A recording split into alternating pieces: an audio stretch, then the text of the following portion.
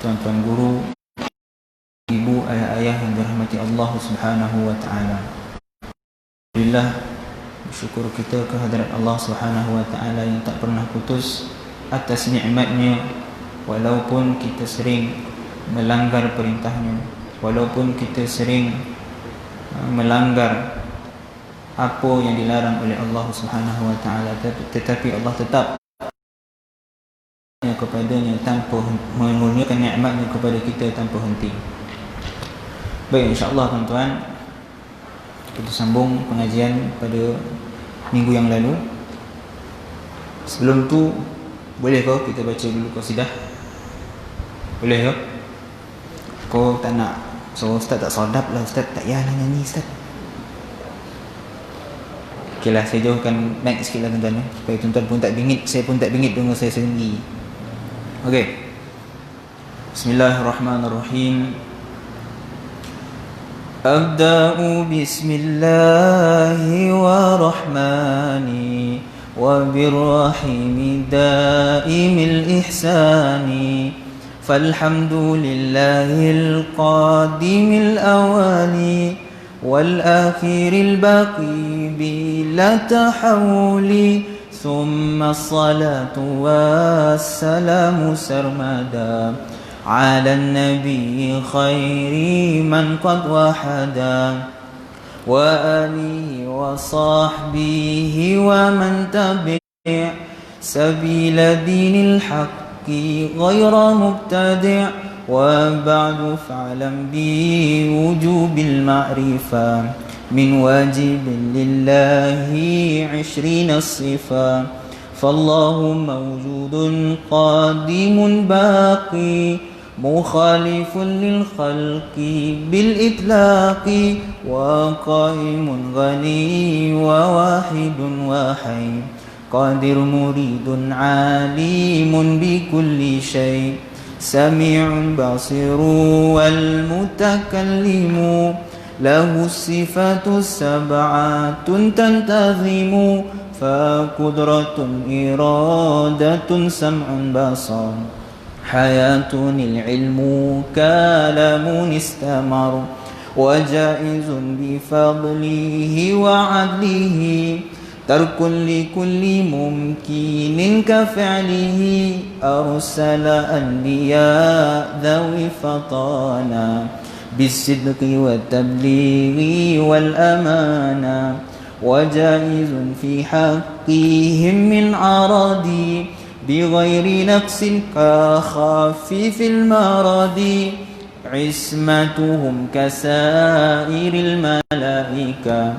wajibatun wa fadalul malaika, wal mustahilu diddu kulli wajibin فاحفظ لخمسنا بحكم واجبي تفصيل 25 لازم كل مكلف فحقق واغتنم، هم آدم إدريس نوح هود مع صالح وإبراهيم كل متبع، لوط وإسماعيل إسحاق كذا يعقوب يوسف وأيوب اهتدى، شعيب هارون وموسى واليسع ذو الكفل داود سليمان اتبع، إلياس يونس زكريا يحيى عيسى وطه خاتم دعيا،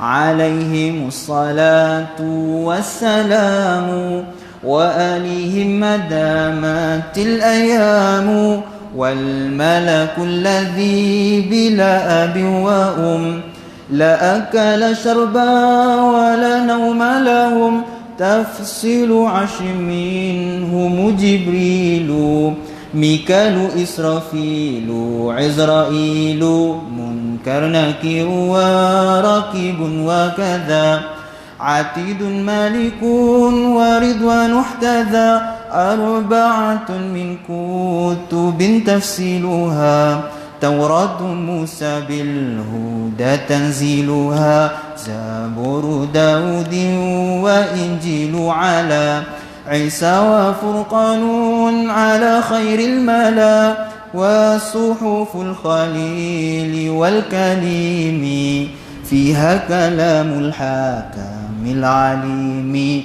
وكل ما أتى به الرسول فحقه التسليم والقبول إيمان نبيه من آخر وجب وكل ما كان به من العجب خاتمة في ذكر باقي الواجب مما على مكلف من واجب نبينا محمد قد أرسل للعالمين رحمة وفضلا أبوه عبد الله عبد المطلب وهاشم عبد مناف ينتسب وأمه أمينة الزهرية أرضعه حليمة السعدية مولده بمكة الأمينة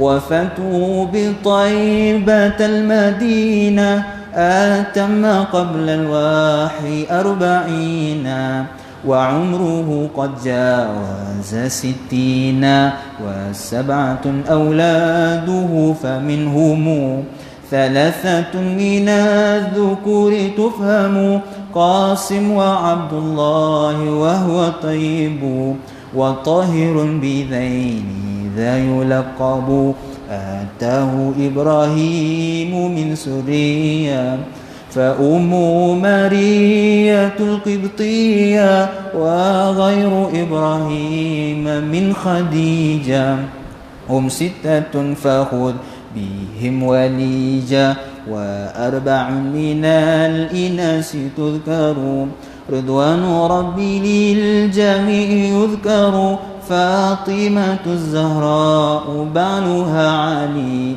وابنهما سلطان فضلهم جلي فزينب وبعدها رقية وأم كلثوم زكت رضية عن 9 نسوات وفاة المصطفى خيرنا فاخترنا النبي المقتفى عائشة وحفصة وسعودة صفية ميمونة ورملة هند وزينب كذا جويرية للمؤمنين أمهات مردية حمزة عمه وعباس كذا عمته صافية ذات احتذا وقبل هجرة النبي الإسراء من مكة ليلا لقدس يدرى وبعد إسراء عروج للسماء حتى رأى النبي ربا كلما من غير كيف وانحصار وافترض عليه 5 بعد 50 فرد وبلغ الأمة بالإسراء وفرض 5 بلا امتراء قد فاز صديق بتصديق له وبالعروج الصدق وفأهله وهذه عقيدة مختصرة وللعوام سهلة ميسرة نظم تلك أحمد المرزوق من ينتمي للصادق المصدوق والحمد لله وصلى سلم على النبي خير من قد علم والآل والصحب وكل مرشد وكل من بخير هدي يقتدي وأسأل الكريم إخلاص العمل ونفع كل من بها قد اشتغل أبيتها ميز بعد الجمل تاريخها لي حي غر جمل سميتها عقيدة العوام من واجب في الدين بالتمام وصلى الله على سيدنا محمد وعلى آله وصحبه وسلم. Boleh tuan-tuan ya? Macam saya seorang nyanyi tuan-tuan. Payah aku lagu Dia tukar-tukar sikit lah tuan-tuan. Kok satu lagu yang mengantuk. Saya baca pun mengantuk. Bismillah.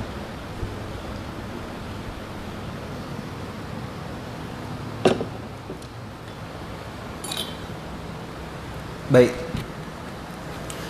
kita sambung pada bait yang lalu. Kita dah selesai pada bait yang kelima. Kata muallif, bismillahirrahmanirrahim, qala al-muallif wa nafa'ana bihi wa bi'ulumihi fid darain amin. Wa ba'du fa'lam bi wujubil ma'rifah min wajibin lillahi 20 sifah. Minggu yang lalu kita dah cerita secara panjang lebar tentang muqaddimah ataupun pandangan umum tentang sifat 20. Itu penting tuan-tuan, sebab apa? Kaedah menyatakan al-hukmu ala syai'in far'un an tasawwurih. Untuk kita menghukum sesuatu, untuk kita kenal sesuatu perkara, kita kena ada gambaran secara umum apa benda yang kita nak bincang. Bila kita dah tahu pembahagian sifat daripada sifat nafsiyah sehinggalah sifat ma'nawiyah, maka hari ini kita cuba masuk satu persatu daripada sifat-sifat tersebut. Sebab tu tuan-tuan, dalam bab tasawur ini ulama mengarang namanya Mabadi'ul Asyarah. Itu sepatutnya kita bincang awal dahulu, tapi saya tak rasa kita perlu bincang secara detail. Cuma kita sebut secara umum tentang apa dia Mabadi'ul Asyarah, kerana ia benda yang penting yang kita kena faham. Ulama sebut apa? Inna mabadi'a kulli fannin 10. Al-hadd wal mawdu' thumma ath-thamarah wa nisbuhu wa fadluhu wal wadi'u wal ismu al-istindadu hukm asy-syari'. Masailun al-ba'du bil ba'd iktafa wa man dara al-jami' hadha syarafa. Ulama sebut apa? Mabadi' kulli fannin, asas kepada sesuatu fan, sesuatu bidang ilmu itu ada 10. Ya? Sehingga akhir bait pengarang kata apa? Wa man daral jami' hadza syarafa. Siapa yang faham dapat kuasai ke 10 perkara ni, maka settle lah ilmu tersebut. Apa dia yang pertama? Al-haddu. Al-haddu ni apa? Haddu ni maksud dia ta'rif, pengertian. Ilmu akidah tu sebenarnya apa? Tu nak dibincang lah. Kan orang cerita ilmu akidah. Bila tanya ilmu akidah tu apa? Oh, entah, tak reti saya dah. Orang cakap ilmu akidah, saya cakap ilmu akidah. Jadi kita kena faham ulama sebut apa ilmu akidah. Akidah tu apa tuan-tuan? Takrif dia adalah antara takrif, ada banyak ulama sebut takrif, antaranya al-ilmu bil aqaidi ad-diniyah an-nashi'ah an adillatil yaqiniyah. Ini takrif, antara takrif yang disebut ulama tentang ilmu akidah. Akidah tu apa? Al-ilmu bil aqaidi ad-diniyah, ilmu tentang asas pegangan dalam agama. An-nashi'ah, yang mana munculnya daripada apa? Daripada adillah al-yaqiniyah, daripada dalil-dalil yang yakin, yang pasti. Dalam akidah kita tidak boleh bersumberkan kepada dalil ahad. Kan? Itu kita bincang dalam bab usul fiqh. Ada namanya dalil ahad, hadis ahad. Jadi hadis ahad tidak boleh digunakan di dalam akidah. Akidah itu dalilnya mesti yaqiniyah, mestilah mutawatir. Kan? Kena mutawatir, tak boleh dalil yang tidak mutawatir. Mutawatir ni apa tuan-tuan? Mutawatir ini adalah riwayat hadis yang diriwayatkan oleh para perawi yang ramai, daripada satu generasi kepada generasi yang lain, daripada Nabi sampai kepada kita. Setiap generasi perawi tersebut yang riwayatkan hadis tersebut adalah bilangan yang sangat ramai, sehingga bilangan tersebut mustahil mereka berpakat untuk menipu. Itu namanya mutawatir dalam hadis. Adapun Al-Quran itu kita tak bincang dah, kerana ia memang mutawatir. Okey.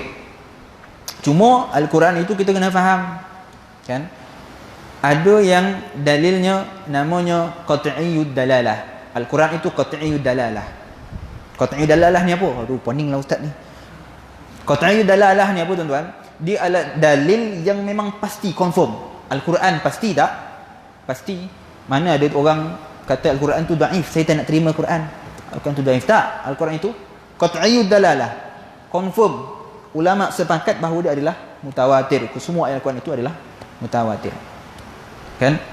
Yang kedua, syarat dia mesti dia bukan qat'iyyud dalalah wa thubutid dalalah. Dia bukan zanniyud dalalah. Ada dua, satu qat'iyud dalalah, satu zanniyud dalalah. Qat'iyud dalalah ni apa? Dalil yang pasti. Zanni ni apa? Dalil yang tak pasti, macam kita sebut tadi hadis ahad. Itu dalil yang tak pasti. Aku pondok Ustaz macam kita ni. Tak apa, tuan-tuan dengar dulu. Sebab ilmu ni tuan-tuan, dia memang kena dengar. Kan? Saya cerita sikit lah. Asyik baca kitab kan. Saya dulu tuan-tuan adalah orang yang paling tak suka dengan ilmu akidah. Saya dah sebut kepada tuan-tuan, saya rasa. Ada yang ikut pengajian sebelum, saya rasa saya dah sebut. Yang saya ni orang yang bukan minat akidah.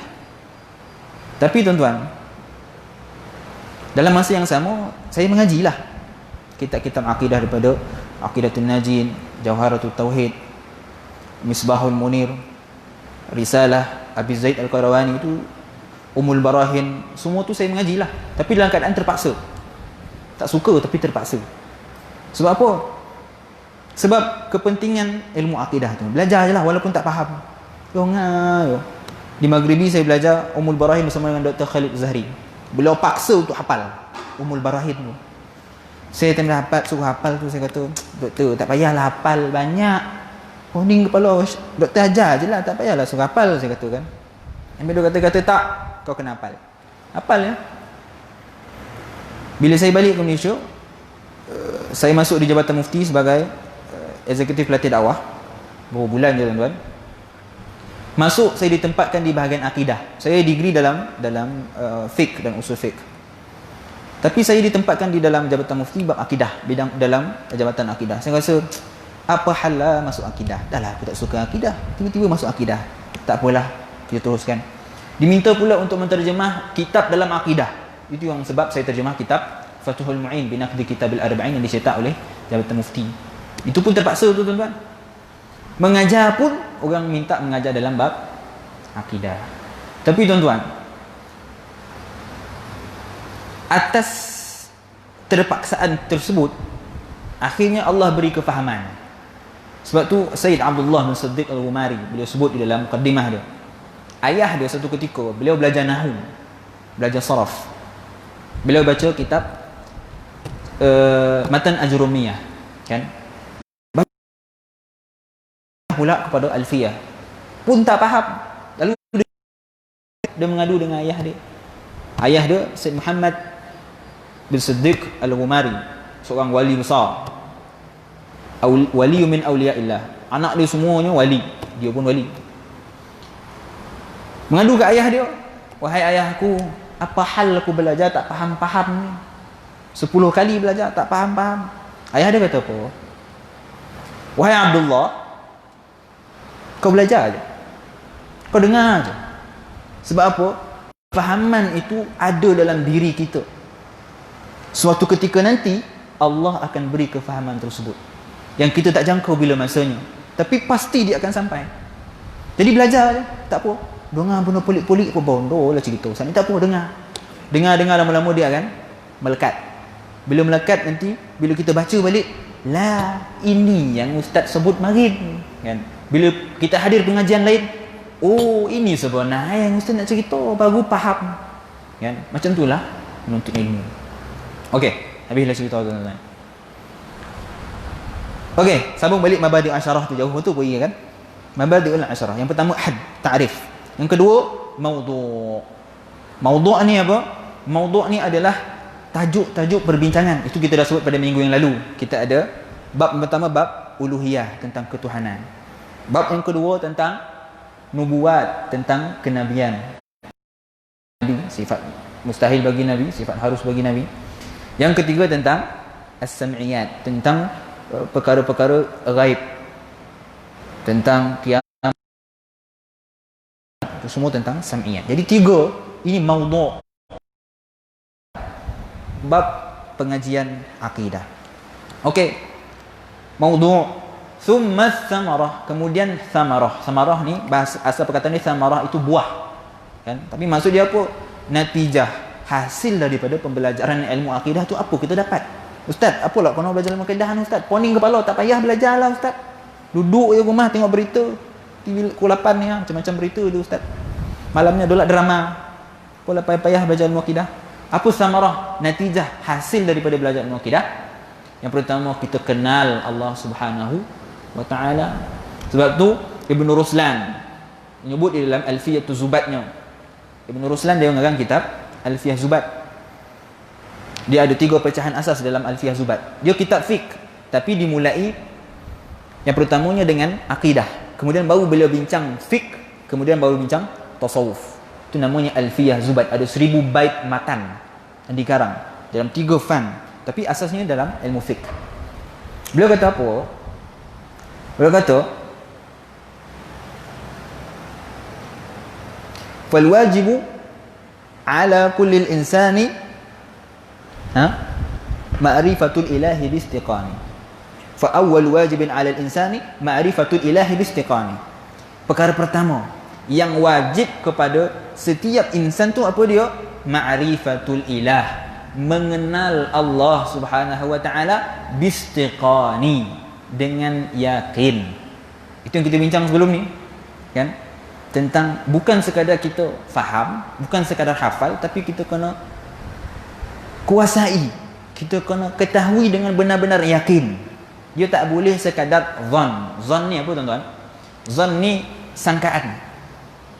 Ada namanya yakin yang pertama, yang kedua zon, yang ketiga waham, yang keempat syak, dan kelima jahil. Ini 5 martabat seseorang manusia. Yang pertama yakin. Yakin ni apa? 100%. 100% dia yakin, dia pasti yang Allah itu wujud, tak ada ragu-ragu. Kan orang tanya, Allah tu wujud tak? Ya, Allah wujud. Kan? Dia yakin. Yang kedua namanya az-zan. Zan ni apa? Zan ni dia hanya yakin dalam 70%. 70% dia yakin. Sebab selebihnya dia kurang yakin. Kau yakin tak Allah tu ada? Yakinlah, tapi tak adalah yakin benar dalam, tapi yakinlah, lebih kepada yakin yang Allah itu wujud. Itu namanya zan.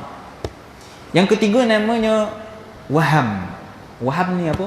Dia ragu-ragu. Waham ni 50-50. Allah tu ada tak? Oh, tak ada, tak tidak. Inilah 50% dia yakin Allah ni ada, tapi dalam masa yang sama 50% dia ragu-ragu yang Allah ni ada ataupun tidak. Itu nama dia waham. Yang terakhir nama dia syak. Syak ni syak lah dalam bahasa Melayu kan, kita panggil syak. Syak wasangka. Syak ni apa? Syak ni kurang daripada 50% dia punya keyakinan.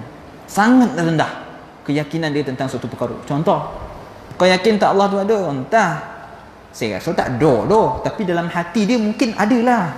Allah tu mungkinlah ada, tapi sangat sedikit, sangat tipis harapan dia. Itulah cerita kan. Yang terakhir nama dia apa? Jahil. Jahil ni paling teruk sekali tuan-tuan. Jahil ni ulama bagikan kepada 2. Yang pertama namanya jahil basit, yang kedua jahil murakkab. Jahil basit ni apa? Jahil yang simple, jahil yang biasa lah kan. Tak tahu satu perkara, kita belajar. Itu jahil biasa, jahil, tak tahu, kita belajar. Tapi ada kedua, yang lagi tahu, namanya apa? Jahil murakkab. Kan? Kalau terjemahnya apa? Jahil murakkab ni, jahil yang bertimbun-timbun. Macam itulah maksudnya. Kalau nak bahasa kasar ya. Tak yalah, bahasa kasar kita guna bahasa elok lah kan. Bahasa kasar mangku ayun, macam itulah.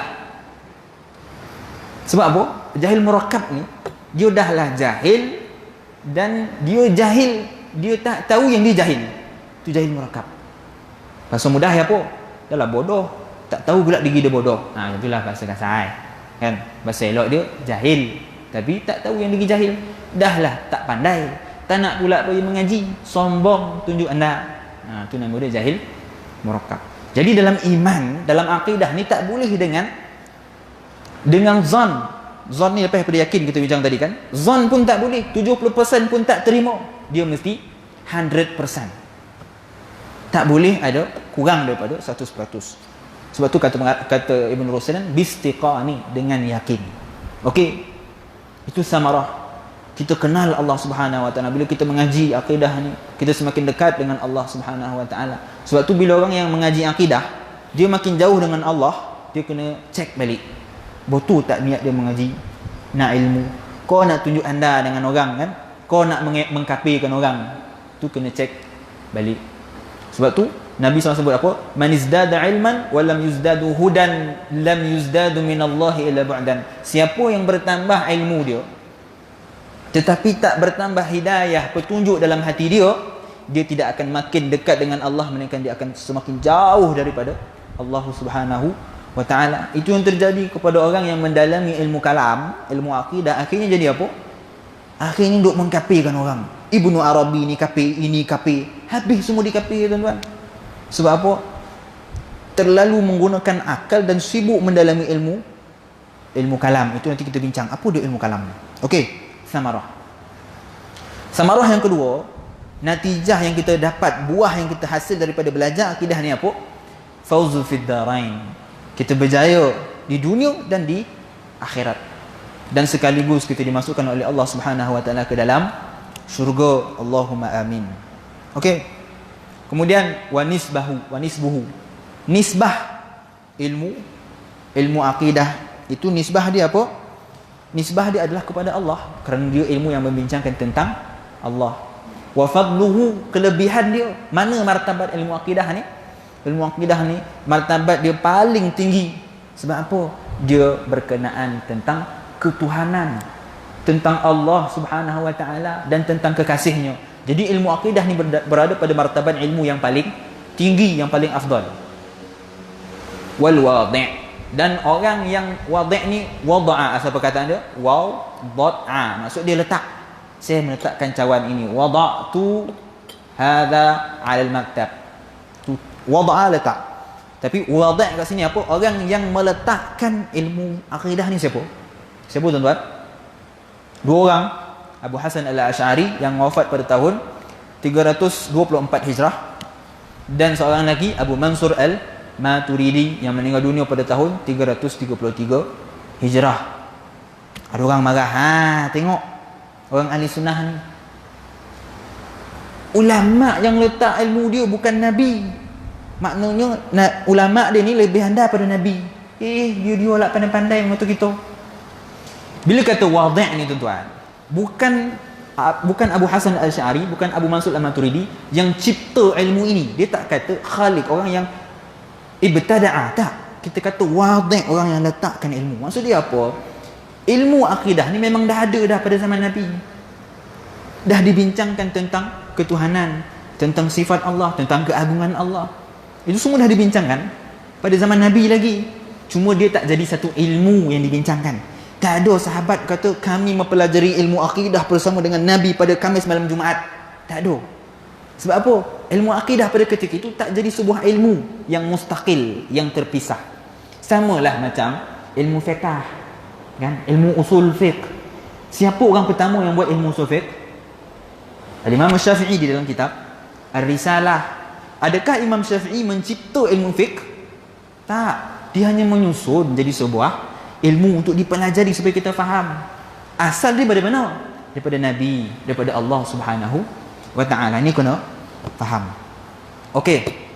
Al-ismu, isim. Kita kena tahu juga nama-nama bagi ilmu akidah ni. Ada banyak nama.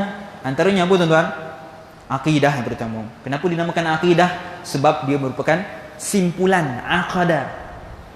Akidah ni asal perkataan dia aqadah, simpulan. Akidah ni adalah pegangan yang sangat teguh sehingga tak boleh diuraikan. Bila kita ikat satu simpulan, ikat mati, boleh tak kita buka balik? Tak boleh.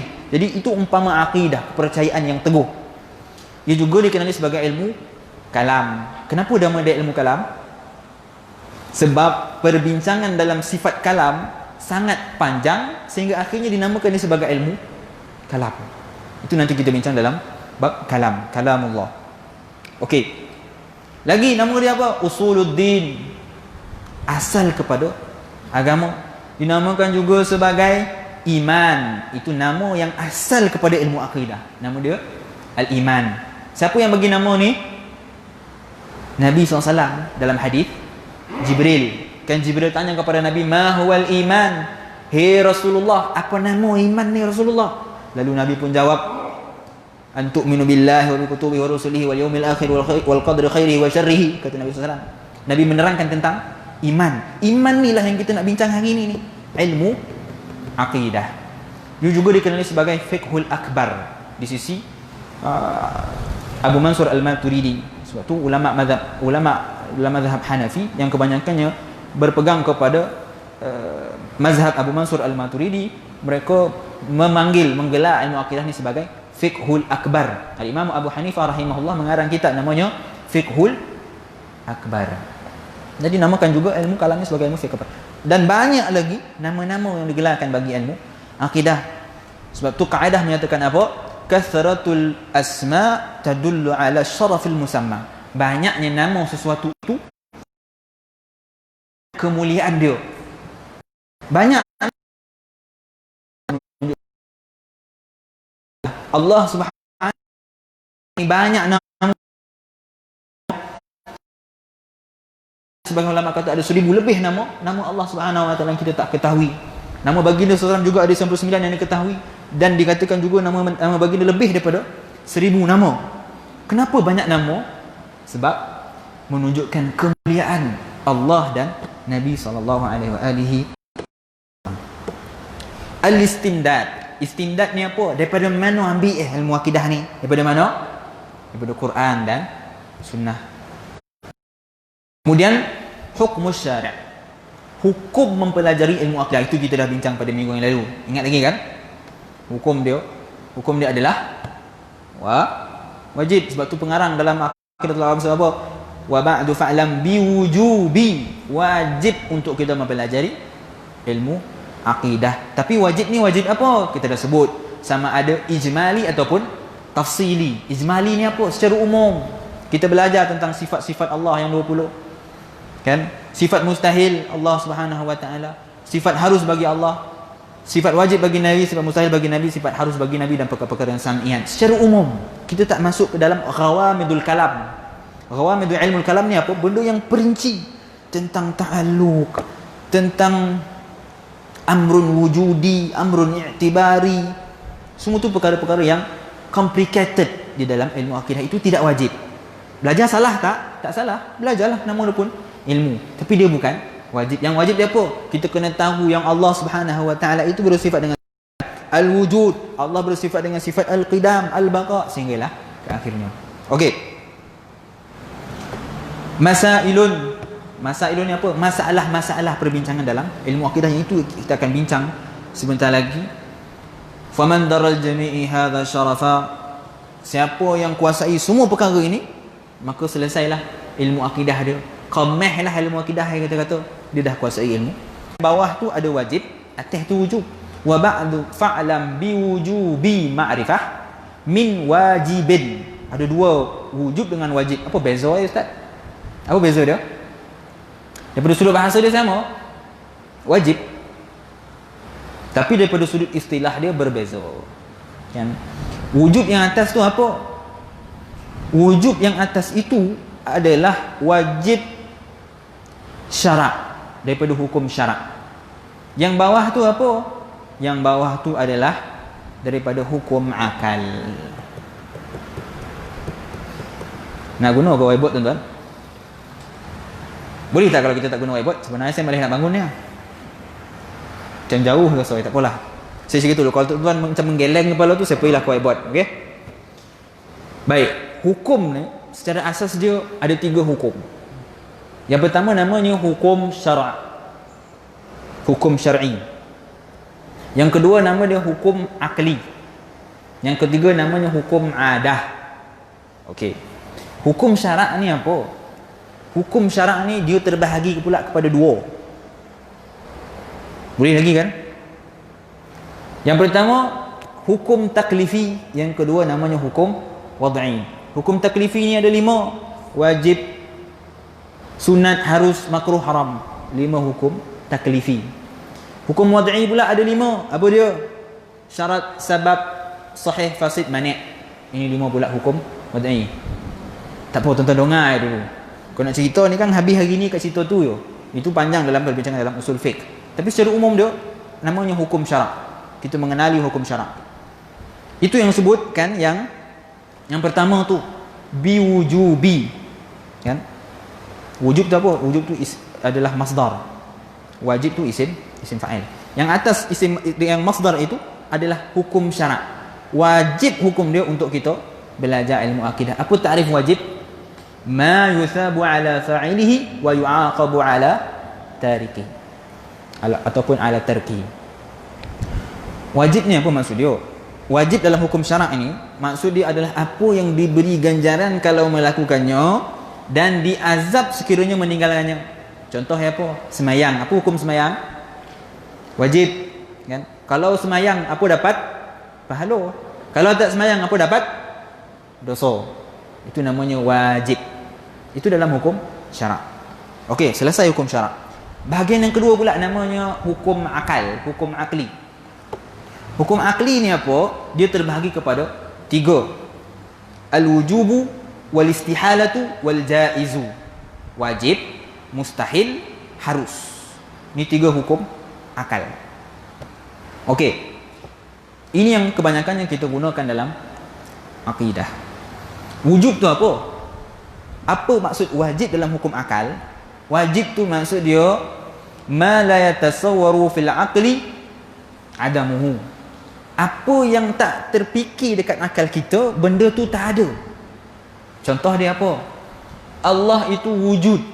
Mustahil dekat akal yang waras kita Allah itu adam, Allah itu tidak ada. Itu namanya sifat wajib bagi Allah itu apa? Wujud. Sebab apa? Mustahil dekat akal manusia kita yang Allah itu tidak wujud. Nanti kita bincang dalil-dalil dia. Kenapa kita kata mustahil Allah itu tidak wujud? Yang kedua, al-istihalatu. Al-istihalatu tu apa? Ma la yatasawwaru fil aqli wujuduhu. Apa yang tak dipikirkan pada akal akan kewujudan dia. Contoh, sifat Adam. Kan? Sifat Adam bagi Allah. Kalaulah kita nisbahkan sifat Adam, maksudnya sifat tiada bagi Allah, itu satu yang mustahil akan adanya sifat Adam. Sebab apa? Kalau Allah tak ada, makhluk takkan ada. Itu namanya mustahil. Mustahil Allah bersifat dengan sifat tiada. Kalau Allah bersifat dengan tiada, nescaya manusia pun tiada. Itu nama dia mustahil. Yang terakhir hukum akal, nama dia al-jaizu ataupun al-jawaz. Apa dia al-jawaz? Ma yasihu fil aqli wujuduhu wa adamuhu. Apa yang boleh dipikir, diterima oleh akal dan boleh ditolak. Kedua-duanya boleh. Maka inilah sifat harus bagi Allah Subhanahu wa ta'ala. Fa fi'lu kulli mumkinin aw tarkuhu. Sifat harus bagi Allah tu apa? Nanti kita bincang. Okey. Itu hukum akal nama dia. Jadi wajib yang kedua itulah hukum akal. Min wajibin lillahi 20 sifah. Wajib tersebut adalah berkenaan wajib daripada sudut akal. Maksudnya apa?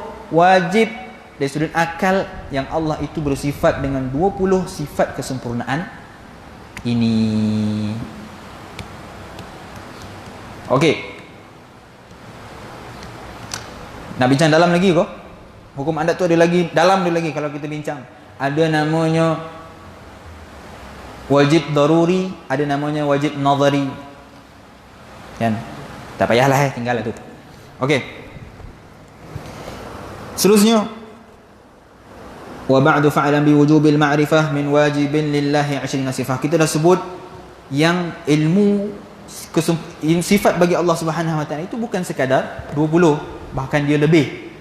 Dan kesemua sifat kesempurnaan yang layak bagi ketuhanan itu adalah sifat Allah.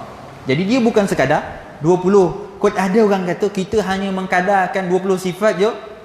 Tuan-tuan, tuan-tuan salam lah dia. Saya nak suruh lompang, tapi janganlah kan mengajar keganasan pula kan. Kata dengan dia, tak pernah ada seorang pun dalam Asy'ari mengajarkan yang sifat Allah hanya 20. Kita tak bataskan sifat Allah hanya 20. Sifat Allah lebih daripada itu. Sebab tu juga saya sebut pada minggu yang lalu, Imam As-Sanusi mengatakan wa mimma yajibu li maulana jalla wa azza, wa mimma, dan daripada ni apa maksud dia? Antara, daripada antara sifat Allah itu ada 20. Antara, bila kita kata antara, maksudnya ada lain lagi. Faham? Begitu juga pengarang mengatakan min wajibin. Min dekat itu harfu litab'id, harf jar litab'id, huruf jar untuk menunjukkan bahawa ini hanya sebahagian 20 ni. Ia bukan sekadar 20, ada lebih lagi. Semua sifat kesempurnaan itu milik Allah Subhanahu wa taala. Tapi kena ingat, kan ada orang pula dia kata, "Ustaz, bukankah sifat kesempurnaan itu ada anak, ada bini, kan? Macam kita. Macam saya lah bujang kan. Orang tanya, "Ustaz, bila nak kahwin ni Ustaz?" Orang tanya, bila nak kahwin. Sebab apa orang tanya bila nak kahwin? Sebab itu merupakan sifat kesempurnaan bagi manusia, kan? Hidup berpasangan, berkahwin. Jadi orang tanya, bila dah kahwin pula orang tanya lagi, ni bila nak ada anak ni, kan? Sebab apa? Anak tu sifat kesempurnaan bagi sebuah keluarga. Betul tak? Jadi kita kata, kenapa Allah tak bersifat dengan anak? Kenapa Allah tak bersifat dengan isteri seperti yang dikatakan oleh Nasrani? Kenapa? Sebab itu sifat kesempurnaan bagi makhluk. Yang kita kata sifat kesempurnaan ini sifat kesempurnaan bagi Tuhan. Berbeza di antara Tuhan dan makhluk. Okey, kita tengok. Kalaulah kita kata Allah itu ada anak. Okey, fine. Allah ada anak. Contohnya. Jadi, bila Allah ada anak, anak dia ni tugas apa pula? Bila ada anak, dia akan kahwin pula. Ada anak lagi. Ada anak lagi. Dia terus menjadi tasalsul. Berterusan. Tak berkesudahan. Dan beranak itu bagi ketuhanan adalah satu sifat yang kurang bagi ketuhanan. Allah itu tidak boleh mempunyai anak. Bila dia ada anak, dia menunjukkan dia lemah. Kerana dia perlukan anak. Kita untuk anak untuk apa? Untuk rasa bahagia. Untuk kita dah tua nanti dia tolong jaga kita. Betul tak? Jadi bila Allah, Tuhan yang Maha Kaya, memerlukan kepada anak, itu menunjukkan sifat kekurangan. Jadi tak boleh kita sifatkan Allah dengan sifat anak dan isteri. Okey, jelas? Boleh tak ni tuan-tuan? Kalau tuan-tuan tak boleh, tuan-tuan geleng. Boleh ya? Okey.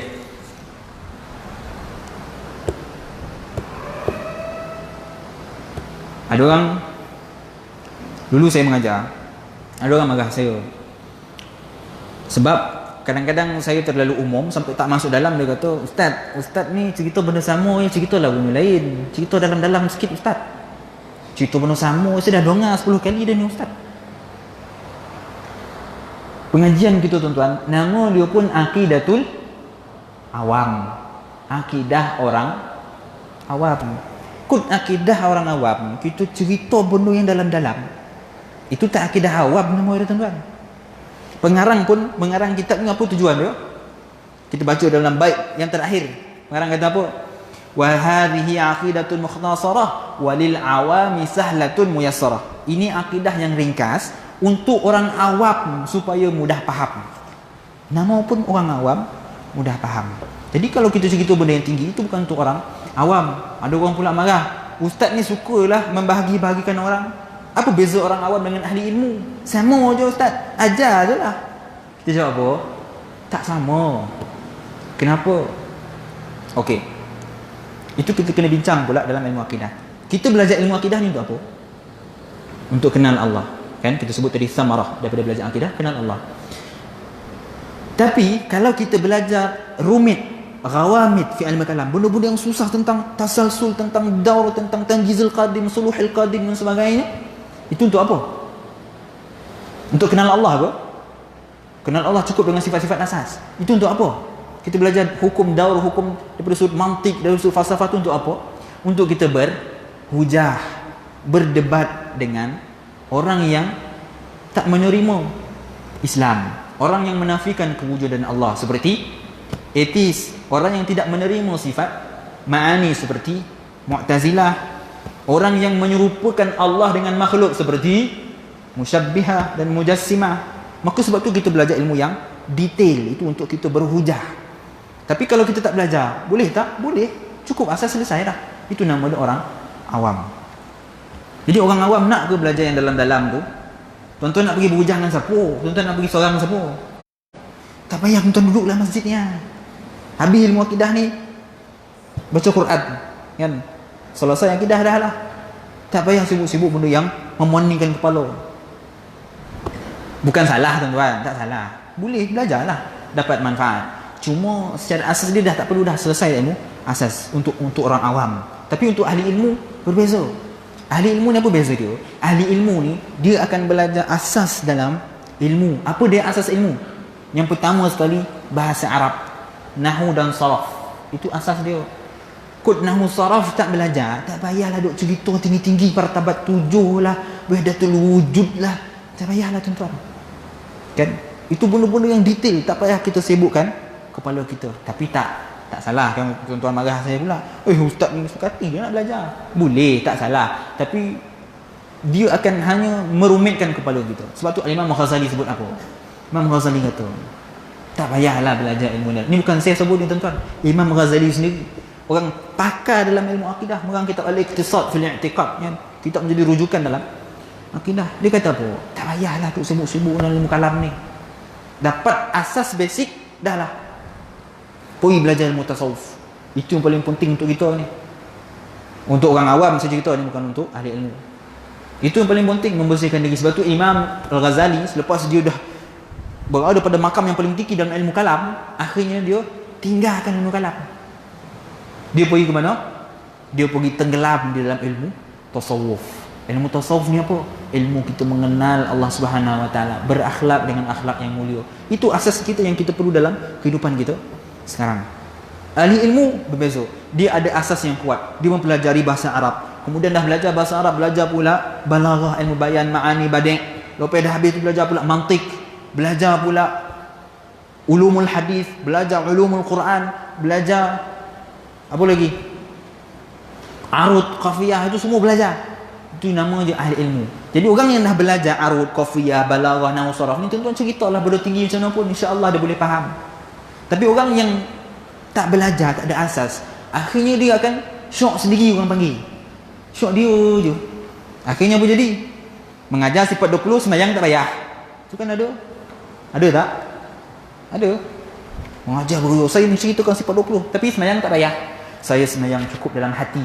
Itu pula sudah Sebab apa? Tak ada asas yang kuat. Okey. Cukup dah tu. Membebel banyak kan. Okey. Cerita apa dia tuan-tuan lah? Jauh tu kita pergi kan? Okey. Itu kita belajar secara umum. Cuma untuk menghormati penuntut ilmu yang ada pada malam ini, kita ceritalah sikit perkara yang agak penting, yang detail sikit supaya beri manfaat kepada penuntut ilmu yang hadir. Tuan-tuan, kalau tuan-tuan rasa pening, tuan-tuan abaikan dia. Tapi yang asas yang saya cerita yang penting, tuan-tuan ambil lah. Kod yang agak saya cerita dah dalam, pun atau tenggelam tu tak payahlah memeningkan kepala. Itu untuk orang-orang ahli ilmu, untuk penuntut ilmu. Okey. Fallahu mawjudun qadimun baqi mukhalifun lil khalqi bil itlaqi. Sebelum ni tuan-tuan, kita dah cerita tentang taklid, betul? Tentang hukum taklid. Jadi kita dah bezakan di antara fiqh dengan akidah. Dalam akidah, taklid itu suatu perkara yang tak baik. Sebab tu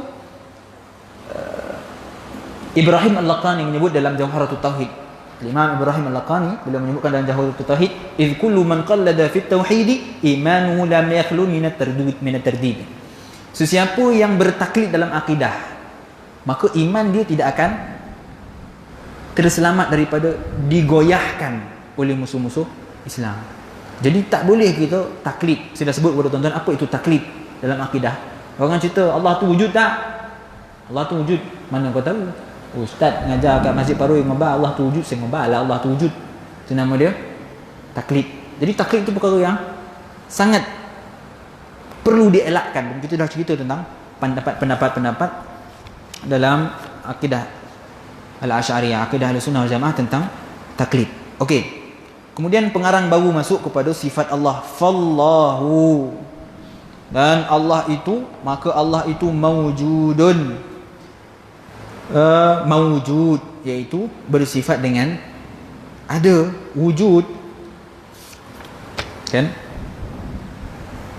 Qadimun baqi, qadim sedia ada, baqi kekal tanpa pengakhiran, mukhalif lil khalqi yang bersalahan daripada makhluk secara mutlak, bil itlaqi. Okey. Sekarang pengarang mula masuk ke dalam bab sifat nafsiyah. Kan saya dah cerita kepada tuan-tuan, ingat lagi kan pembahagian sifat nafsiyah, sifat salbiyah, sifat ma'ani, sifat manawiyah. Ingat lagi kan? Okey. Sekarang baru kita nak masuk dalam sifat nafsiyah. Sifat yang pertama bagi Allah Subhanahu Wa Taala iaitu sifat mawjud. Okey. Mawjud ni apa? Mawjud ni sifat Allah yang wujud. Allah itu tidak boleh tiada. Mustahil bagi Allah al-adam. Kita dah sebut sifat mustahil bagi Allah itu adalah al-adam. Cuma persoalan dia, bila orang tanya, macam mana kau tahu tu Allah tu wujud? Kita nak jawab apa tuan-tuan? Okey. Sekarang kita bincang. Yang pertama, daripada sudut pendalilan. Dalam sifat 20 ini, kebanyakan sifat, terutamanya sifat ma'ani, itu semuanya daripada akal. Hasilnya ada daripada akal. Cuma ada 3 sifat, as-sam wal basar al-kalam, itu yang diambil daripada Al-Quran. Tapi kau nak ingat, daripada akal maksudnya bukan semata-mata akal kita duk fikir. Okey, bagilah Allah sifat basar, bagilah sifat kudrah iradah. Tak, akal digunakan tapi disokong oleh dalil syarak. Nanti kita sebut, kita tengok bagaimana dalil yang menyokong akal. Kita bukan seperti Mu'tazilah. Mu'tazilah tu macam mana? Dia sekadar mendahulukan akal daripada semua perkara. Sebab tu dibincang dalam masalah tahsin wa takbih. Tahsin takbih ni apa? Menggunakan akal untuk menentukan sama ada perkara itu baik ataupun buruk, tanpa disokong dengan Al-Quran. Ahli sunnah wal jamaah tidak. Kita menggunakan akal, ya, tapi kita disokong dengan dalil. Orang kata, inilah akidah Asy'ariyah. Sikit-sikit guna akal, sikit-sikit guna akal. Tinggalkan Quran sunnah. Bukankah Nabi kata taraktukum fi amrayn lan tadillu abada? Semua dah baca lah hadis kan. Kita jawab apa? Akal digunakan dalam ilmu akidah itu bukanlah sebab memang kita kena guna akal. Tapi sebab apa kita guna akal? Contoh, tuan-tuan jumpa dengan orang yang bukan Islam. Datang seorang mulhid, seorang ateis jumpa tuan-tuan. Dia tanya tuan-tuan, apakah dalil kewujudan Allah? You kata Allah wujud. I nak dalil wujudnya Allah. Tuan-tuan jawab apa? You tahu tak Allah Subhanahu Wa Taala berfirman, "Qul huwallahu ahad, Allahu khaliqus samawati wal ard." Tuan-tuan baca kat dia. Agak-agak apa etis ni buat? Dia senyum tu. Dia Quran pun tak percaya. Macam mana kita nak berdalil dengan Al-Quran? Sebab tu dalam akidah kita gunakan akal. Kalaulah kita tak mampu untuk menerima dengan akal, macam mana kita nak terima dalil Al-Quran? Jelas? Sebab tu dalam akidah kita gunakan akal dahulu dan disokong dengan dalil syarak. Okey. Boleh tak ni tuan-tuan? Kita bukan sekadar menggunakan akal semata-mata, tapi dia disokong dengan dalil syarak. Okey, kita tengok satu persatu. Dalil akal tentang kewujudan Allah Subhanahu Wa Taala. Apa dalil kewujudan Allah? Satu kisah, Al-Asma'i, seorang ulama, dia bertanya kepada seorang Arabi, seorang Badui, orang kampung Arab yang tak reti belajar. Kan? Macam kita ni orang pedalaman lah, saya orang pedalaman, orang kampung Batang Bona kan. Bila sebut kampung Batang Bona pun orang golak, "Oh, kampung Batang Bona." Jadi orang Arabi ni apa? Tak adalah saya kata orang kampung Batang Bona pedalaman kan, marahlah orang Batang Bona kan. Arabi orang yang pedalaman, orang yang tak belajar. Al-Asma'i tanya kepada dia, "Wahai Arabi, macam mana kau tahu tentang kewujudan Allah Ta'ala?" Arabi ni jawab apa? Dia bagi Al-Quran apa? Dia Quran pun tak reti baca. Dia kata apa? "Al-ba'ratu tadullu 'ala al-ba'ir, wal-athru tadullu 'ala al-masir, was-samawati dhatu abrash, wal-ardi dhatu infijash. Afala yadullu 'ala al-'azizil hakim." Dia kata apa? Tai unta itu tanda dia apa? Tandanya ada unta. Ada ke tiba-tiba ada tai unta, unta tak ada? Tak ada. Tai unta ada sebab ada unta. Al-athru tadullu 'ala al-masir. Ada tapak kaki orang yang berjalan. Tiba-tiba juga ada? Tak. Mesti ada orang yang menapak yang berjalan. Was samawat dzatu abraj, dia kata langit yang penuh dengan cakrawala, dengan bintang, dengan bulan yang cukup indah. Wal ard dzatin fujash, bumi yang yang mempunyai keluasan yang hebat, dengan gunung ganangnya, dengan air sungainya. Afala yadullu 'alal azizil hakim, bukankah semua benda ini menunjukkan tentang adanya Tuhan yang maha agung, yang maha bijaksana? Itu kata seorang Arabi. Dia tak guna pun dalil Al-Quran, tapi dia menggunakan akal dia. Jadi itulah antara bagaimana kita berhujah menggunakan akal. Sebab tu Syekh Ibrahim Al-Laqani sebut apa dalam Jawharatut Tauhid, matan Jawharatut Tauhid, fanzur ila nafsika thumma intaqil lil alamil ulwi thumma thufli tajid bihi san'an badi'al hikami lakin bihi qamad dalilul adami. Ini kata Ibrahim Al-Laqani. Ustaz ni tak payahlah ambil Jawharatut Tauhid, ustaz kita belajar kita telawat mah. Ini sebagai pendalilan tuan-tuan, supaya tuan-tuan nampak lagi jelas.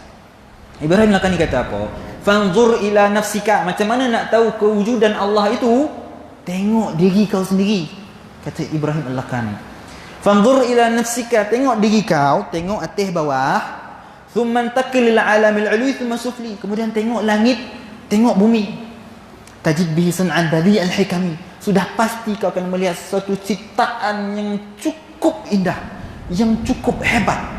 Tuan-tuan, bila kita tengok urat yang ada dalam badan kita, tak payah tengok jauh lah, kita tengok urat yang cukup berselirat, tapi setiap urat itu ada fungsi dia, ada kerja dia, menunjukkan bahawa benda yang begitu complicated, benda yang begitu indah tidak akan terjadi dengan sendiri dia. Contohlah kita ambil tasbih ni, kan?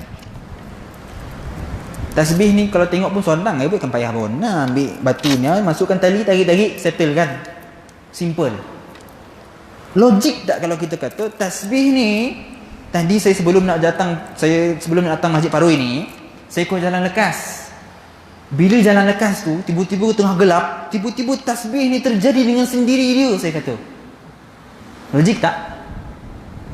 Tak logik.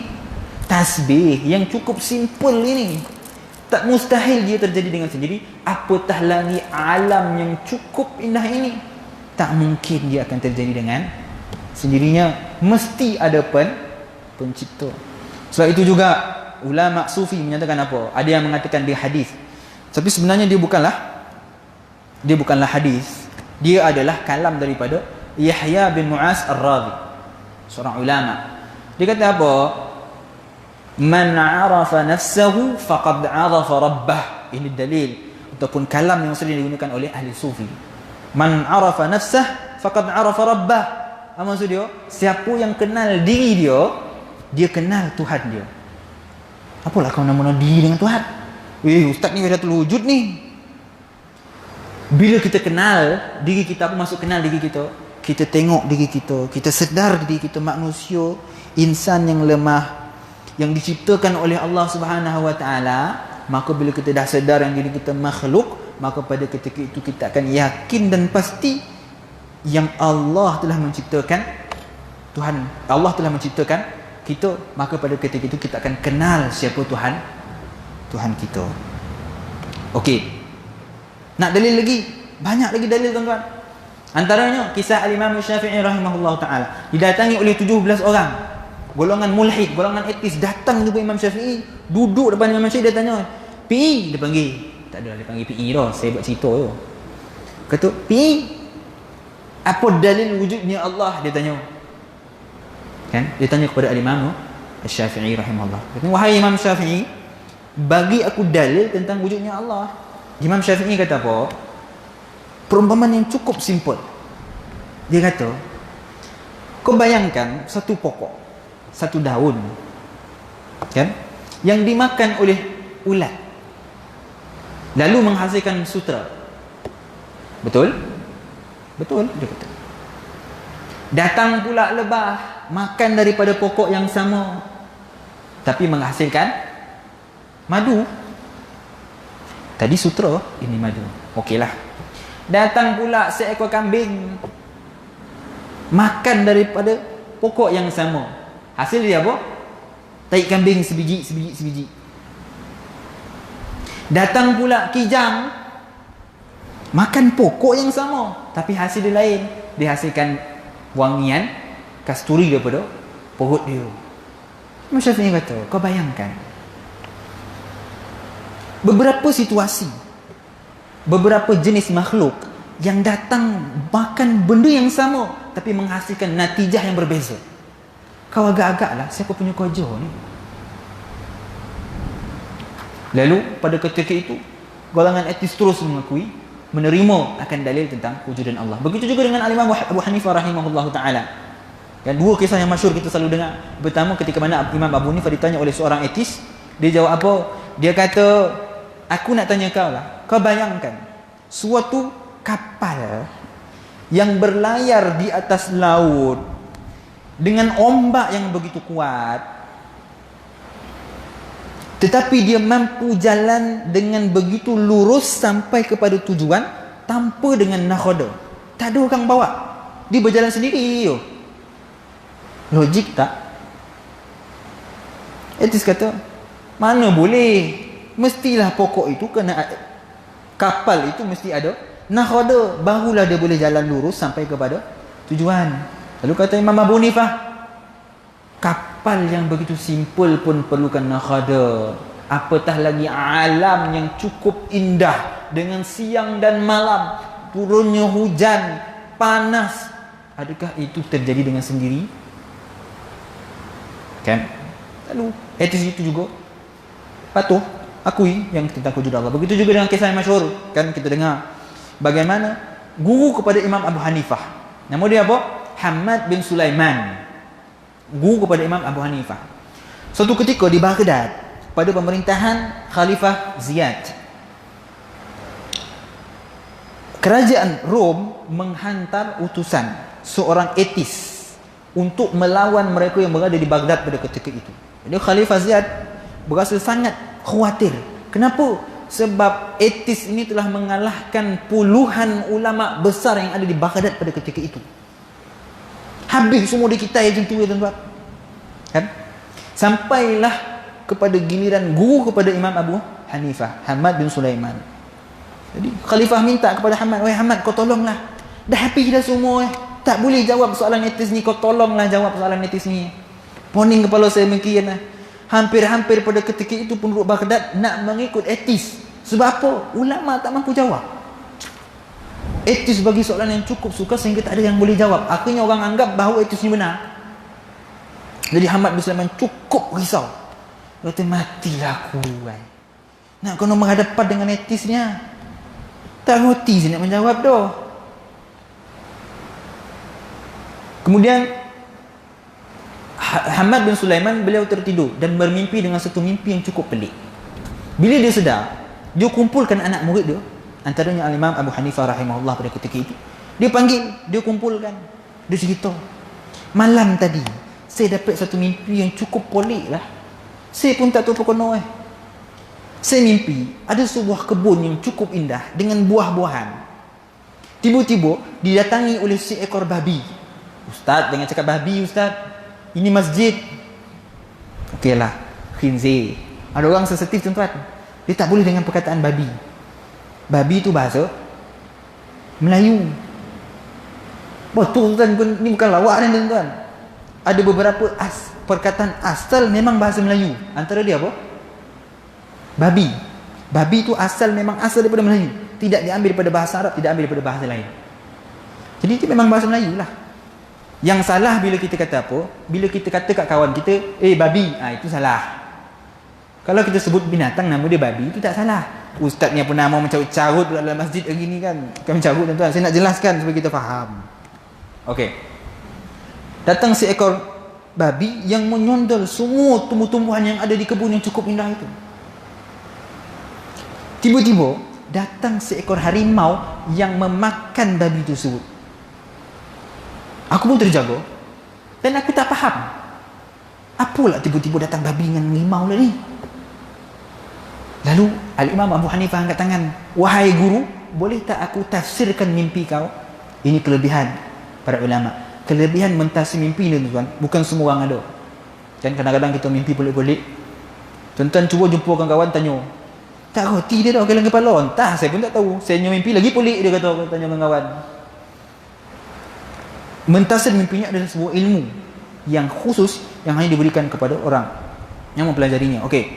Imam Abu Hanifah kata apa? Wahai guruku, aku mendapat firasat bahawa mimpimu ini sebegini.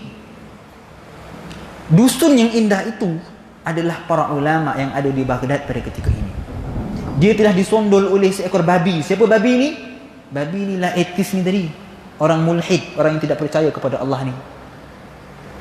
Lalu datang seekor rimau. Guru dia tanya, siapa lah rimau ni? Dia kata, rimau tu saya. Imam Abu Hanifah kata, Dan lah rimau tu. Dan yang akan mengalahkan dia. Kau izinkan Dan ganti kau, pergi lawan dengan etis tu. Guru dia berkata, tafadhal, silakan. Lalu Imam Abu Hanifah pun berjumpa dengan etis. Etis kata, aku tak nak jumpa seorang-seorang. Panggil semua penduduk yang ada di Baghdad ni. Kumpul, aku nak tengok budak kocik ni dikalahkan oleh aku. Kata si etis ni. Anda ada kata. Lalu dia bertanya, dia kata etis ni bertanya kepada lelaki ini. Dia kata, botok kau nak lawan saya ni. Kau ni budak kocik yo. Macam kita lah kan. Datang seorang ustaz muda mengajar depannya. Oh ustaz ni kocik yo, mana datang ya tak? Kan? Macam tu lah dia. Dia kata, siapa budak muda ni? Kau botok kau nak lawan aku. Sehinggalah Imam Abu Hanifah kata, ya rafa'illahu alladhina amanu walladhina utul ilma darajat. Kata Imam Abu Hanifah. Dia membaca ayat Allah Subhanahu wa taala yang Allah mengangkat darjat ahli ilmu. Okey. Okeylah, kau ni tunjuk anda mana. Saya tanya 3 soalan ni, tak payah banyak-banyak, 3 soalan ni.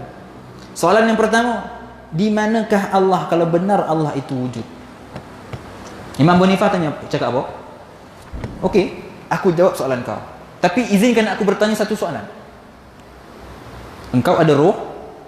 Ya, ada roh. Tunjukkan aku mana roh kau. Terdiam etis ni. Dia dah pernah malu, dia kata, okeylah, tak apalah. Itu aku bagi peluang lah. Chance dia katakan. Soalan yang kedua, ini mesti tak dapat jawab punya, dia kata.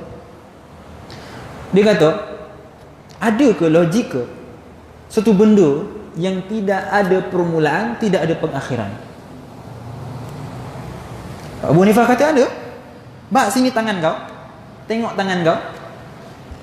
Sebelum daripada ibu jari ni apa? Tak ada. Lepas daripada jari kelingking ni apa? Pun tak ada. Tangan kau pun tak ada permulaan, tak ada pengakhiran. Bagaimana dengan Tuhan? Tuhan lagi lah tak ada permulaan, tak ada pengakhiran. Etis ni tak puas hati. Dah 2 soalan dia ambil ni. Kan? Kalau tengok cerita Piramli tu 2-0 tu kan. Orang pun bersorak, ye kan. Cerita Piramli lah. Okey. Soalan yang ketiga. Dia kata 3 ni dan confirm kau takkan dapat jawab. Saya dah tanya ulama yang bosan-bosan dan anda pada kau, semua tak dapat jawab. Kau takkan dapat jawab. No, kata dia. Abu Hanifah kata okey. Tanyalah, tak ada hal lah, kata Abu Hanifah kan. Dia pun tanya, kalau benarlah Allah kau wujud, Tuhan kau wujud, apa yang dia tengah buat sekarang? Orang keliling dah pandang-pandang dah. Habislah Abu Hanifah. Tak dapat dia jawab soalan ni dah. Abu Hanifah kata apa? Okey. Sebab soalan ni macam rumit sikit kan? Boleh tak aku minta kau turun, aku naik mimbar ni? Pada ketika itu si etis ini berada di atas pentas dan Abu Hanifah berada di... Kau turun, bagi saya naik, saya dapat jawab kat atas tu. Bawah ni tak dapat jawab dah. Kat atas tu dia boleh jawab. Okey lah, silalah, tak ada hal lah, dia kata kan, naiklah. Abu Hanifah pun naik. Bila Abu Hanifah naik, dia kata apa? Allah telah mengangkat kebenaran dan menurunkan kebatilan.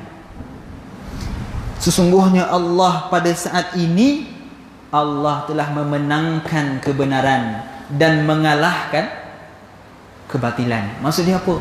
Etis tadi tanya, Allah tengah buat apa?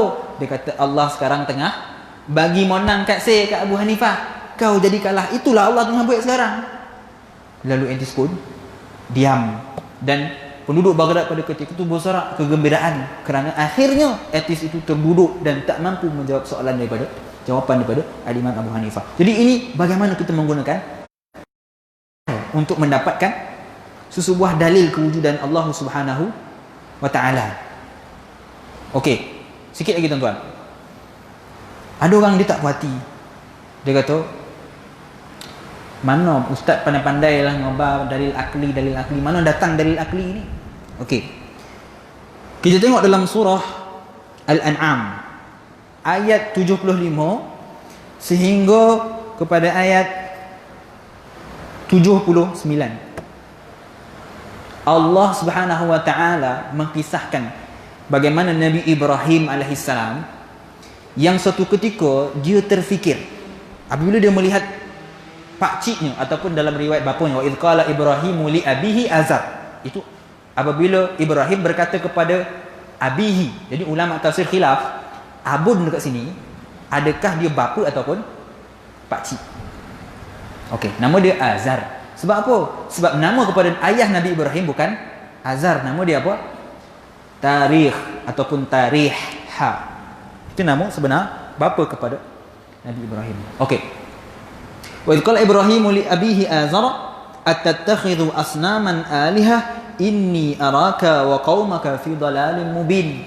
Wahai pakcikku Azar, adakah engkau menjadikan berhala sebagai Tuhan kerana aku merasakan bahawa ia bukan Tuhan yang sebenar. Aku merasakan bahawa engkau berada dalam kesesatan yang jauh. Lalu wa kadzalika nuriya Ibrahim malakutas samawati wal ard wal yakuna minal muqinin falamma janna alaihi al-lail ra'a kawkaba qala hadha rabbi falamma qala afala qala la uhibbul afilin. Jadi Allah memperlihatkan kepada Nabi Ibrahim, kita lihat bagaimana Nabi Ibrahim menggunakan akalnya untuk mensabitkan tentang kewujudan Allah Subhanahu wa taala. Allah kata apa? Falamma janna al-lailu ra'a kawkaba, apabila malam menyelubungi, ra'a kawkaba, Nabi Ibrahim melihat adanya bintang-bintang yang cukup indah. Lalu Nabi Ibrahim kata apa? Qala hadha rabbi. Dia kata apa? Inilah Tuhan aku. Sebab apa? Dia cukup indah. Falamma afala qala la uhibbul afilin. Tapi apabila siang datang, bintang pun hilang. Lalu Nabi Ibrahim kata, inni la uhibbul afilin. Aku tak suka Tuhan yang hilang. Dia tidak kekal, tidak bersifat dengan sifat kekal. Kemudian falamma ra'al qamara bazighan qala hadha rabbi. Bila Nabi Ibrahim nampak pula bulan yang cukup indah, Nabi Ibrahim kata, mungkin ini Tuhan. Kan? Tapi benda yang sama berlaku. فَلَمَّا أَفَلَ قَالَ لَئِن لَّمْ يَهْدِنِي رَبِّي لَأَكُونَنَّ مِنَ الْقَوْمِ الضَّالِّينَ. Kata Nabi Ibrahim, apabila bulan tu hilang, bulan itu tenggelam, naiknya matahari, Nabi Ibrahim kata, aku tak suka benda yang tidak tetap, benda yang hilang. Bagaimana dia nak menjadi Tuhan kalau dia boleh hilang? Siapa nak jadi Tuhan bila dia turun, bila dia hilang? Contohlah contoh dia. Dan kemudian Nabi Ibrahim meminta doa kepada Allah supaya Allah membagi hidayah kepada dia supaya dia tidak terus berada dalam kesesatan. Falamma ra'a asy-syamsa bazighatan qala hadha rabbi. Apabila Nabi Ibrahim nampak pula matahari, bulan turun, tenggelam, naik matahari. Bila nampak matahari, Nabi Ibrahim kata, mungkin ini Tuhan. Hadha akbar, kata Nabi Ibrahim, sebab ini lagi besar, lagi handal, mungkin ini Tuhan. Tapi perkara yang sama. فَلَمَّا أَفَلَتْ قَالَ يَا قَوْمِ إِنِّي بَرِيءٌ مِّمَّا تُشْرِكُونَ. Bila matahari tenggelam, maka Nabi Ibrahim kata, wahai kaumku, inni bari'um mimma tusyrikun. Wahai kaumku, sesungguhnya aku berlepas diri daripada apa yang engkau syirikkan. Inni wajjahtu wajhiya lilladzi fatara as-samawati wal arda hanifa. Sungguhnya aku menghadapkan wajahku dan diriku kepada pencipta langit dan bumi. Wama ana minal musyrikin, dan bukanlah aku orang yang mensyirikkan Allah Subhanahu wa taala. Jadi Allah mengajar kita dalam ayat ini bagaimana Nabi Ibrahim menggunakan akal dia, melihat, mencari kewujudan Allah Subhanahu wa ta'ala.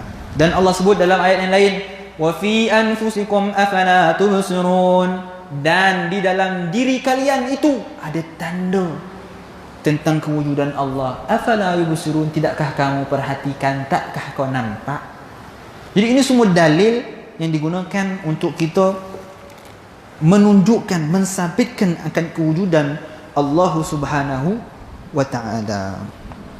Dapat tuan-tuan, saya cerita bergeria ni, kok tuan-tuan satu pun tak faham tak tuan-tuan? Lepas ni kalau orang tanya, haji, Allah tu ada. Datang kawan kita yang bukan Islam kan, India, datang haji, betulkah Allah itu ada? Kan dia tanya, macam mana you tahu Allah ada? Dia tanya kita. Kita nak jawab apa? Tuan-tuan kena cerita sebiji macam saya cerita hari ni, boleh tak? Boleh ya? InsyaAllah. Tak apa tuan-tuan, tak ingat dah ustaz, panjang mana lah cerita ustaz, tak apa. Hari ni dongar, sok dongar lagi lama, ingatlah kan. Baik, selesai untuk sifat yang pertama, maujudun.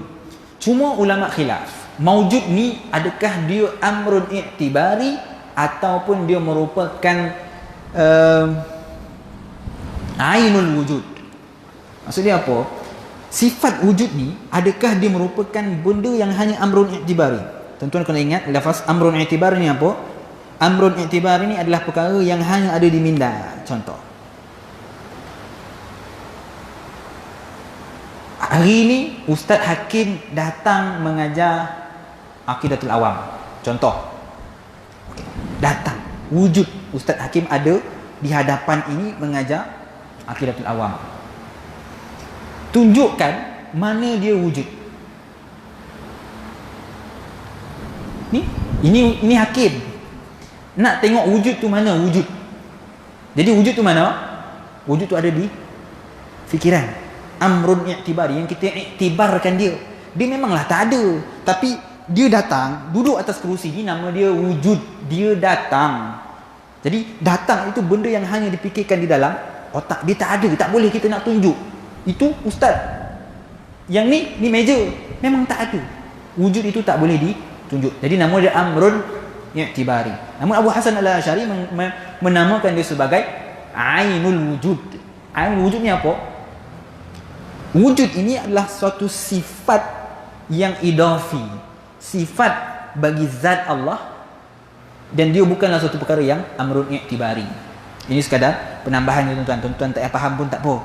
Tapi untuk penuntut ilmu, amrun i'tibari ni dia sebenarnya perkara yang rawamid ni tuan-tuan. Tuan-tuan tak sepatutnya kita tak bincang, tapi saya sekadar untuk bagi ulasan supaya tuan-tuan, supaya penuntut ilmu dapat mengambil manfaat. Amrun i'tibari ni benda yang kita fikir dalam otak dia bukanlah satu sifat yang boleh kita nampak, yang boleh tunjuk. Itu hanyalah khilaf di antara Abu Hasan Al-Asy'ari dan ulama dalam mazhab Asy'ariyah. Okey. Dan ulama juga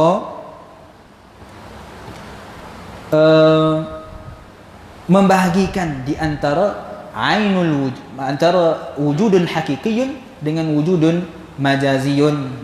Kan? Apa dia wujudun hakiki, wujudun majazi? Wujud ini ada tiga. Yang pertama wujud hakiki. Wujud hakiki ni apa? Wujud yang sebenar-benarnya wujud yang tidak ada permulaan, tidak ada pengakhiran. Siapa dia? Zat Allah Subhanahu wa ta'ala. Ini namanya wujud yang hakiki. Ada kedua, namanya wujud zanni. Wujud zanni ni apa? Wujud yang sebenarnya dia wujud sebab ada benda lain, sebab dia diciptakan. Wujudnya manusia sebab apa? Sebab kita diciptakan oleh Allah. Kalau Allah tak cipta, ada tak kita? Tak ada. Jadi kita nama dia wujud zanni, wujud yang tak wujud lah, macam tu lah cerita dia.